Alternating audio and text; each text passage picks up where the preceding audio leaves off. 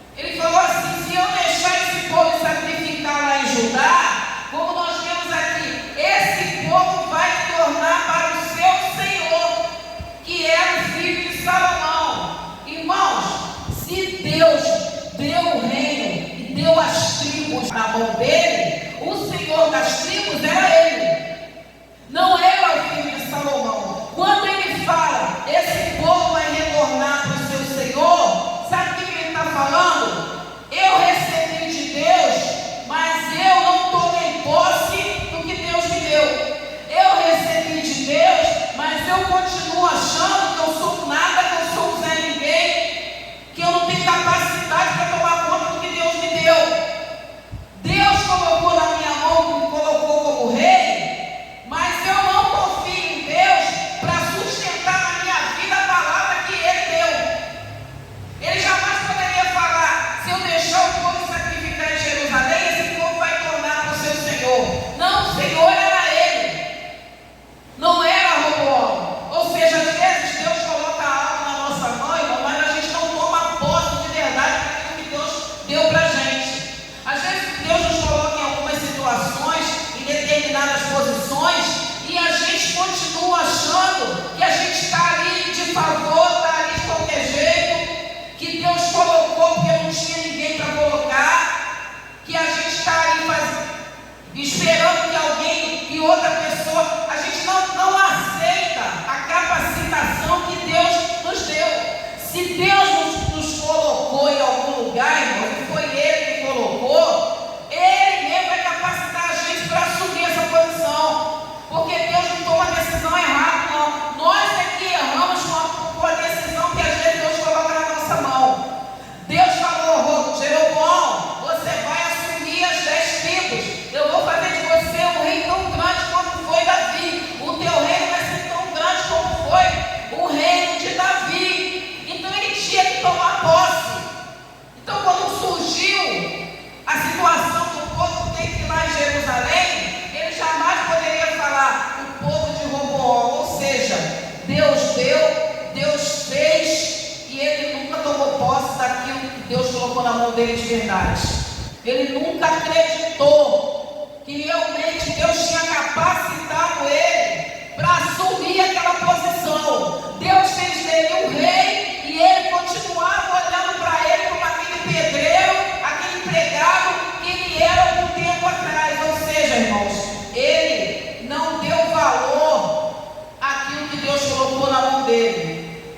Ele não deu valor à palavra que Deus colocou sobre ele. Se Deus falou que ia fazer dele um grande rei, ele tinha que tomar posse, porque aquilo que ele precisava para se tornar um grande rei, o próprio Deus iria colocar nele, o próprio Deus iria capacitar ele. Então, irmãos, muitas vezes a gente fica parado no meio do caminho, com a bênção na mão, não vai nem para frente, não vai para trás, não vai para o lado, não vai para lugar nenhum, com aquilo que Deus colocou na nossa mão para a gente prosperar, para a gente agir, para a gente se capacitar, para a gente chegar onde a gente quer chegar. A gente não toma posse do que Deus falou sobre a nossa vida, a gente não anda, a gente não progride, a gente não prospera, a gente não sai do lugar, e as pessoas olham para a gente, mas fulana, você não tem isso, não tem aquilo, você não está com isso, não com aquilo, por que você não começa a andar? Por que você não começa a trabalhar? Por que você não dá a partir daí? Deus não te deu condição, Deus não colocou na sua mão, por que você não saiu do lugar ainda? Porque a pessoa está olhando para aquilo, realmente Deus me deu, e está achando que a capacidade tem que ser dela. Não, irmãos, o mesmo Deus que nos dá, é Ele que nos capacita. Deus capacita quem Ele chama. Deus não vai colocar a gente numa situação que Ele mesmo vai ajudar a gente a se preparar. A gente tem que confiar no Senhor, tomar posse daquilo que Ele nos deu, levantar a cabeça e falar, eu vou conseguir. A solução vai aparecer, porque Deus não me trouxe até aqui para ficar no meio do caminho, não. Na verdade, Ele recebeu tudo aquilo, mas Ele não confiava no Deus que deu. Ele achou bonito, ele achou bacana, e na hora de dar a Deus o que era devido, ele fala, não, ele nunca tomou posse de verdade daquilo que Deus deu para ele.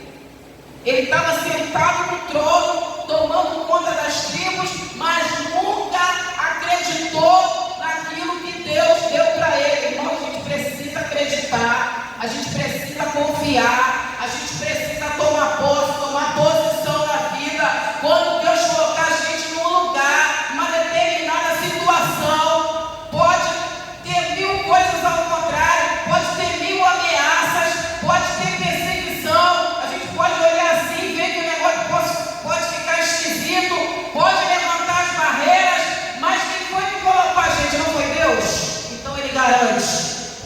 Aquilo que a gente precisa para continuar e para enfrentar a situação, o próprio Deus vai dar. Deus não vai colocar a gente no caminho que Ele não vai ajudar a gente a passar por esse caminho. Quando Deus colocou o povo de Israel na frente daquele mar, quando o povo podia dar a volta, Deus falou: não vai dar a volta não, vai passar pelo mar vermelho.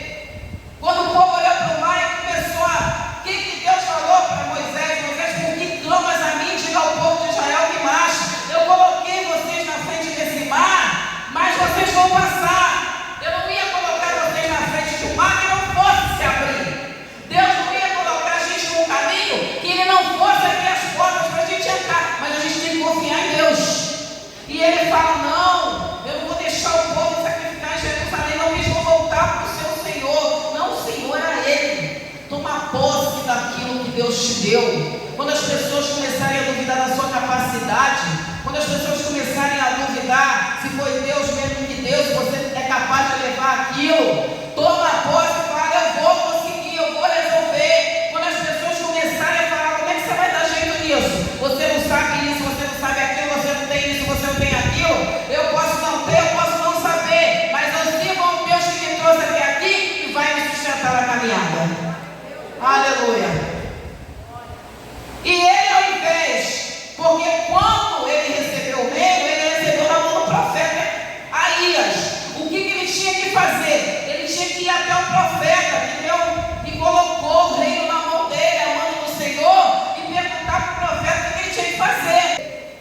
Ele resolveu tomar uma atitude por conta dele. Não, vai acontecer isso, isso e isso. Irmãos, aquele que confia no Senhor, não fique imaginando o que vai acontecer. Aquele que confia no Senhor, coloca na mão de Deus, fala assim: Senhor, parece que vai acontecer isso, mas eu sei que o Senhor vai me sustentar para que não aconteça.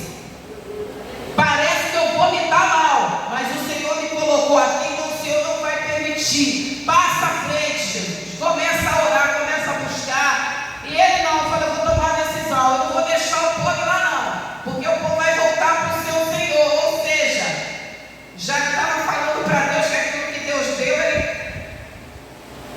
tipo assim: Senhor, Deus, o Senhor me colocou como rei desse povo, mas eu não tenho capacidade. O Senhor disse que eu vou ser tão grande como Davi, mas para mim, eu olho no espelho e eu só vejo um pedreiro. Bom, a gente tem que olhar para o espelho, mesmo que as outras pessoas estejam vendo a gente como a gente era lá atrás, a gente tem que começar a nos ver como Deus falou, Deus colocaria. Ele olhava para o espelho e ele falava: eu sou um pedreiro, eu sou um nada, eu sou um Zé Ninguém. Só que Deus deu o reino na mão dele e falou: vou fazer de você um grande rei. Então toma posse daquilo que Deus falou que vai fazer e esquece o que você era. O que importa é o que Deus falou que vai fazer agora. E a gente tem que tomar posse disso. Tem que tomar posse da palavra do Senhor. Tem que tomar posse das promessas que Jesus deixou para nós. E ele resolve não deixar o povo ir, e ele começa a tomar a decisão por ele mesmo, porque ele achava que ele tinha que andar na força dele, porque o que Deus falou ele não sabia se ia se cumprir. Não foi perguntar para o profeta, e como nós vemos aqui, o que ele faz? Ao invés de se esforçar para Deus dar um jeito na situação, o profeta dar um caminho, não, ele falou: vou resolver do meu jeito. Aí faz 2 bezerros de ouro, bota um em cada cidade e vira para o povo e fala assim: olha só, a partir de hoje, os deuses de vocês são esses 2 bezerros. Vocês não precisam ir em Jerusalém, Israel, podem sacrificar aqui mesmo. Deu um chute em tudo que Deus falou, tipo assim: eu sou rei, posso andar do meu jeito, vou tomar decisão por minha conta, porque eu já estou aqui mesmo, e vou ter que resolver do meu jeito. Levou o povo para a idolatria. Irmãos, aonde não tem o Espírito do Senhor, Satanás coloca o espírito dele, espírito de engano.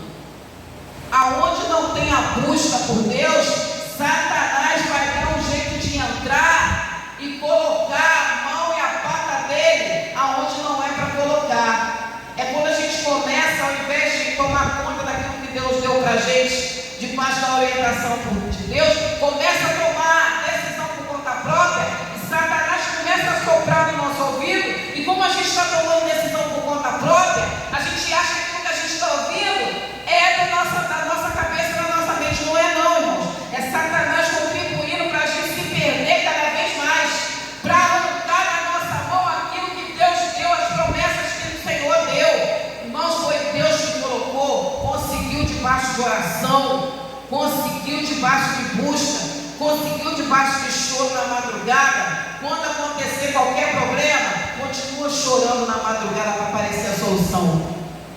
Continua buscando para aparecer a solução. Não tenta tomar decisão por conta própria, porque aquele que te colocou lá, ele vai ajudar você a resolver os problemas.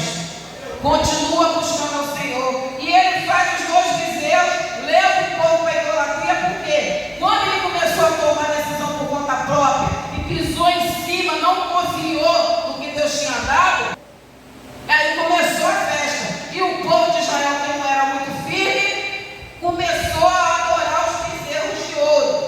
Ou seja, quando o Espírito Santo sai, irmãos, é como fala a palavra. A pessoa vem para Jesus, Deus limpa, a pessoa fica liberta. Aí o espírito ruim que estava nessa pessoa, o espírito imundo, sai. A Bíblia fala que ele vai dar uma andada por aí, por caminhos áridos, vai passear pelos cemitérios da vida, até que um belo dia ele fala assim: voltarei para a minha casa. Porque ele perturbou tanto tempo a vida da pessoa que ele acha que a vida da pessoa é a casa dele. Mesmo tendo sido expulso, ele fala: vou dar uma voltinha lá para ver como é que está a situação. Voltarei para a minha casa. E a Bíblia fala que quando ele volta, ele traz com ele mais 7. Se ele chegar e encontrar a pessoa na posição, aleluia, firme com Jesus Cristo, firme com o Senhor, firme ali no seu juramento que fez ao Senhor, firme na decisão de servir a Jesus, ele vai voltar e não vai poder tomar posse daquilo que ele achava que era a casa dele. Ele vai voltar, vai bater de frente com o Espírito Santo e vai ter que sair. Mas se ele voltar, achar a casa limpa, adornada, achar a pessoa direitinha, bonitinha, às vezes até liberta dos vícios, às vezes até longe daquilo que a pessoa fazia, a pessoa está com uma aparência bacana, mas se a pessoa não estiver, irmãos, agarrada com o Espírito Santo, se o Espírito Santo estiver habitando a pessoa, se a pessoa estiver vivendo só de aparência, estiver vazia, por dentro, ele entra e traz a patota dele para bagunçar. E a Bíblia fala que o último estado dessa pessoa passa a ser pior do que o primeiro, porque antes era um capeta para perturbar, agora são 8. Ou seja, irmãos, a gente tem que lutar o tempo todo para que as promessas que o Senhor colocou na nossa vida, ou até aquilo que Ele já nos deu, já está com a gente tem que lutar para não esquecer que a gente tem que continuar pedindo ao Senhor que nos ajude a tomar conta, continuar pedindo ao Senhor que nos ajude a levar, continuar pedindo ao Senhor que não tire a mão dele daquilo que está sobre nós, que nos dê direção, discernimento, sabedoria, para saber ir, irmãos, receber. Pode o mundo todo falar que a gente não tem capacidade, não interessa, Deus colocou na nossa mão, não colocou na mão do vizinho, não colocou na mão do outro, colocou na nossa mão. Poxa, mas é muita coisa para você, fulano. Ih, é muita areia no seu caminhão. Não é não, irmãos. Se Deus colocou na tua mão, carrega essa areia aí, dá 10 voltas com 10 carrinhos e leva. Deus te deu. Tem que acreditar. E assim leva o povo para a idolatria, dá uma confusão danada, vira um idólatra. E o que vocês acham que aconteceu? ele acaba repetindo o mesmo erro de Salomão. Deus em volta fica chateado com ele, porque tudo que Deus prometeu para ele, ele pisou em cima. Deus, que antes tinha mandado o profeta fazer muitas promessas para ele, já dá um aviso: tudo que eu prometi para você, você não vai receber nada. Você agiu pior do que os outros reis que vieram antes de você, porque você pegou a reta do pecado e não saiu mais. Levantou um altar lá e começou a oferecer coisa para Deus em cima desse altar, que não era o altar de Jerusalém. Levantou sacerdote que não era da tribo de Levi, porque o que estava na lei, irmãos? Só quem podia ser sacerdote no tempo do Senhor era o pessoal da tribo de Levi, não podia ser outro. Ele pegou, foi para o meio do povo e falou: você quer ser sacerdote? Quer trabalhar lá no templo? Vou te pagar para você trabalhar lá no templo. Ou seja, criou uma religião falsa, criou uma outra religião, criou um Deus falso, para manter algo que não era dele, para manter algo que não foi ele que conquistou com as forças dele, para manter algo que Deus confiou para ele tomar conta. Foi Deus que colocou as 10 tribos na mão dele. Ele não conquistou as 10 tribos, ele não lutou pelas 10 tribos, ele não estava ali como rei pela força do braço dele. Ele pegou tudo que Deus deu de mão beijada para ele e pisou em cima: não vou resolver com a força do meu braço. E assim, Jeroboão se tornou um dos reis que mais pecou diante do Senhor. E por causa disso, irmãos, Deus pesou a mão e falou: olha só, vou arrebentar você e a sua família toda. Não vai ficar ninguém vivo de você para contar a história, porque Deus era assim naquela época, destruía a descendência toda. Não vai ficar ninguém. E no final, quando o filho dele mais novo fica doente, ele manda a mulher dele, lá na casa do profeta Aías. Por que quando ele tinha que oferecer, chegou a época da festa de Jerusalém, ele também não foi até o profeta? Aí quando o filho dele estava na beira da monte, ele falou: mulher, se disfarça, porque o profeta já estava cego, vai lá e pergunta para o profeta se nosso filho vai viver. Na verdade, ele sabia a atitude certa que tinha que tomar. Não tomou porque não quis. Não tomou porque não confiou na palavra que Deus colocou na vida dele. Ele não confiou. Ele se achava sem ninguém e achou que Deus também não tinha capacidade para tirar ele daquela situação. A gente tem que receber a palavra do Senhor e colocar no nosso coração, independente da nossa capacidade, porque não é pela nossa força, é pela força de Deus. Quem vai nos sustentar é o Senhor. Quem vai nos colocar de pé é o Senhor. Se dependesse do nosso intelecto, irmão, a gente não tinha conseguido muita coisa nessa terra. Mas quantas pessoas que estão em posição, gente que não tem nem o primário direito, e Deus coloca em lugares altos? Quantas pessoas que não tinham capacidade para chegar em certos lugares, e Deus coloca em lugares altos, irmãos? Então não é pela força do nosso braço, é pela força do Senhor. E assim a mulher vai até o profeta ela fala: dá uma vez para o teu marido, o teu filho não vai viver. Quando você voltar para a cidade, o teu filho vai morrer. E como o profeta estava cego, irmãos, o profeta podia estar cego, mas o profeta não vive pelo que ele vê, ele vive pelo que Deus fala para ele. Aleluia. A gente não vive por vista, a gente vive por fé. Às vezes a gente está vendo uma coisa e Deus está falando no nosso ouvido: não é isso aí que você está vendo, não, é isso, isso e isso. Então o profeta, ele vivia pelo que Deus falava para ele. Quando ela chegou disfarçada e bateu na porta, o profeta falou para ela assim: pode entrar, mulher de Jeroboão. E ela deve ter ficado assim: mas como é que ele sabe que sou eu? Profeta que é profeta não deve saber nada, não, irmãos. O próprio Deus vai lá e sopra na orelha dele. Ele não precisa nem calar. Então a gente tem que tomar muito cuidado com o que a gente faz por aí, quando a gente realmente está debaixo da direção de um profeta de verdade. Amém? A gente tem que, não adianta, como fala o Corinho, não adianta disfarçar. Não adianta disfarçar com a gente de profeta, que a profeta ninguém engana. E assim, aquele homem que Deus levantou para ser um grande rei, joga tudo fora, amaldiçoa toda a sua família. Ele não só destruiu a vida dele, como destruiu a vida de toda a geração dele. Ele ficou mais um tempão, irmão, mais 20 anos reinando. Porque Deus não é um homem que fica preocupado com o tempo, não. Porque ele sabe que quando ele fala que vai fazer, ele faz. Ele sabe que a palavra dele é a palavra final. Deixou ele reinando, deixou ele andar do jeito que ele queria. E no final aconteceu o que tinha que acontecer. O que nós aprendemos com essa palavra, irmãos, nessa quinta-feira de libertação? A verdadeira libertação da nossa vida é quando a gente anda nos passos do Senhor. É quando Deus nos coloca em certos lugares e a gente continua colocando Deus na nossa frente para tomar as decisões naqueles lugares. Não importa onde o Senhor nos colocou, não importa o mais alto dos lugares que o Senhor tenha nos colocado, mesmo que a gente ache que o Senhor está falando que eu não tenho capacidade, se foi Deus que colocou a gente lá, irmãos, Deus vai te capacitar.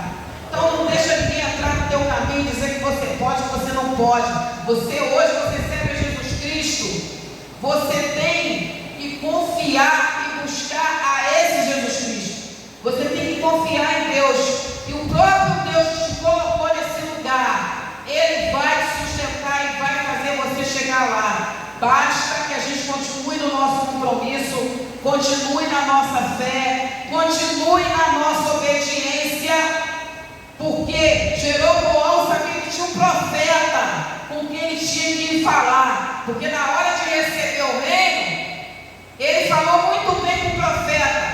Na hora de prestar obediência, ele esqueceu que o profeta existia. Então, irmão, se tem profeta, foi ele que Deus colocou para nos ajudar a trilhar esse caminho na presença dele. Não vamos esquecer isso, não. Amém? Que vocês possam ficar com essa palavra em nome de Jesus.